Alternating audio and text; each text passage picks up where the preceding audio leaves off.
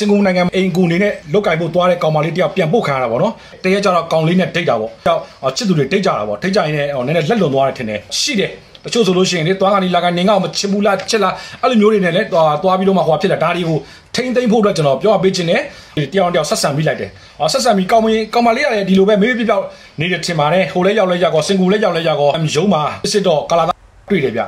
စိတ်မကောင်းစရာပဲတကယ်ကိုဝမ်းနေဖို့ကောင်းပါဒီလဲရောက်လဲရောက်ကောကောင်လေးကသူ့ကိုလက်မထပ်ဘူးဆိုတော့ဒီကောင်မလေးအခုတော့နေပြန်သွားပြီပေါ့သူ့နာမည်တော့ကျွန်တော်ထည့်ပြီးတော့မပြောတော့ပါဘူးမြန်မာနိုင်ငံမှာအလုပ်လုပ်ရမယ်ဆိုတော့ဒီအစစ်စစ်ကြော်ဖြတ်တာသွားဖို့တဲ့သူတိုင်းသိပါတယ်စာတွေလည်းအများကြီးကြက်ရတယ်အေဂျင့်အိမ်မှာလည်းအလုပ်လုပ်ရတယ်လာဘယ်လိုပြောမလဲအကျွေးစနစ်နဲ့သွားရတာပေါ့ဒါသွားဖို့တဲ့သူတိုင်းသိတယ်ဆိုတော့အစစ်စစ်ကြော်ဖြတ်ပြီးတော့မှကိုယ့်ရဲ့ဘဝအတွက်ရေရှည်သွားမယ်အရာမှာခဏတာပျော်မှုဖို့အတွက်တညတာသွားပြီးတော့မှ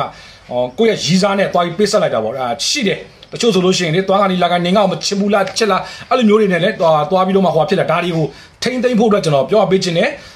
နိုင်ငံခြားမှာအလုပ်သွားလုပ်မဲ့မိန်းကလေးများရှိရင်ဒါလေးကိုစောအောင်နားထောင်ပါလို့စောအောင်နားထောင်ပြီးလဲသင်ခန်းစာယူကြပါလို့တခြားသူတွေသိရအောင်လည်းပြန်ပြီးတော့မှ share ပေးပါလို့ကျွန်တော်ပြောပေးချင်ပါတယ်ဒါကတော့စင်ကာပူနိုင်ငံမှာသွားပြီးအိမ်ကူနေနဲ့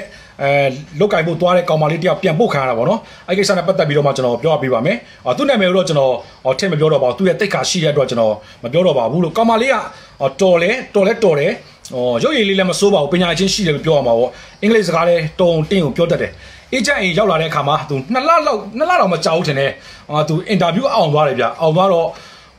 အေရှင်ရှိသွားဖို့အတွက်ပေါ့နော်စင်ကာပူသွားဖို့အတွက်ဒီကြားထဲမှာသူ10ကျော်လောက်အချိန်ရတယ်အဲ့လိုပဲနေရင်းနဲ့တရက်ကျတော့ကောင်လေးနဲ့ဒိတ်တာပေါ့သွားကန်ဒီလာကန်ဒီဆိုတော့တယောက်ချစ်သူတွေဒိတ်ကြတာပေါ့ဒိတ်ကြရင်လည်းနည်းနည်းလက်လွန်သွားတယ်ထင်တယ်သူတို့တယောက်ဆက်ဆံပြီးလိုက်တယ်ဆက်ဆံပြီးကောင်မလေးရတယ်ဒီလိုပဲမေးပြပြောက်နေတယ်ထင်ပါတယ်ဟိုလဲရောက်လဲရောက်ကောစင်ကူလဲရောက်လဲရောက်ကောရုံးမှာစစ်တော့ကာလာတွေ့တယ်ဗျစိတ်မကောင်းစရာပဲဟိုကနေပြီးတော့မှသူ့ကိုပြန်ပို့လိုက်တယ်ပေါ့နော်တကယ်ကိုဝမ်းနေဖို့ကောင်းပါဒီလဲရောက်လဲရောက်ကောကောင်လေးကသူ့ကိုလက်မထပ်ဘူးဆိုတော့ဒီကောင်မလေးအခုတော့နေပြန်သွားပြီပေါ့သူ့နာမည်တော့ကျွန်တော်ထည့်ပြီးတော့မပြောတော့ပါဘူးနိုင်ငံခြားသွားမဲ့မိန်းကလေးများရှိရင်သင်ခန်းစာယူဖို့အတွက်ကျွန်တော်ပြောပြပေးတာ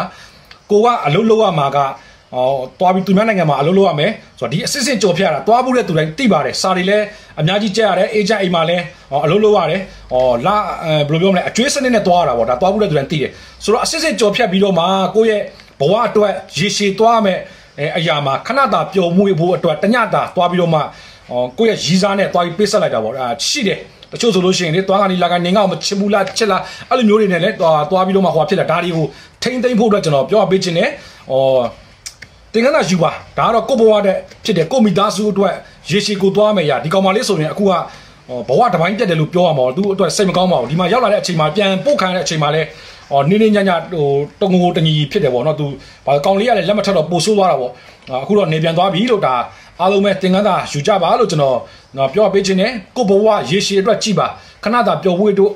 အတွက်မကြည့်ပါနဲ့လို့ကျွန်တော်ပြောပေးချင်ပါတယ်ဒီဟာလေးကိုလည်းအများသူငါသိရှိအောင်ပြန်လည်ပြီးတော့မှ share ပေးပါလို့ကျွန်တော်ပြောပေးချင်ပါတယ်အခုဆိုလို့ရှိရင်ဟိုဘက် agent တွေကနေပြီးတော့မှစာထုတ်ပြန်တဲ့အရာတွေကအရန်ကိုများတယ်ဗျဒါတချို့ဆိုသိမှာပါမြန်မာနိုင်ငံမှာနေတဲ့ agent တွေဆိုသိမှာပါတချို့အခုနောက်ပိုင်းမှာဆိုရင်တတူထိုးတဲ့လူတွေပါကောင်မလေးတွေပါလက်မခံတာတွေ့ရတယ်အရင်ဆိုလို့ရှိရင်ရောပို့ပေးလို့ရတယ်ဗျအခုနောက်ပိုင်းမှာတော့ဒါတွေပါစီကန်းတင်းကျပ်တာတွေရှိတယ်ဆိုတော့ရသင်္ကန်းသာယူဖို့အတွက်ဖြစ်ပါတယ်အားလုံးပဲကျမ်းမှာချမ်းသာကြပါသေးအလုပ်ကနေအဆင်ပြေကြပါသေးလို့ကျွန်တော်ပြောပေးချင်ပါတယ်ဗျာအကြောင်းတော့ရောက်ပြီးတော့အလုပ်လုပ်ကင်မဲ့မိန်းကလေးငယ်တွေအနေနဲ့အထူးပြုစရာအချက်ကလေးတစ်ခုပါနေတဲ့အတွက်ဒီဗီဒီယိုလေးကိုပြန်ပြီးတော့ share လုပ်ပေးလိုက်ရပါတယ်ရှင်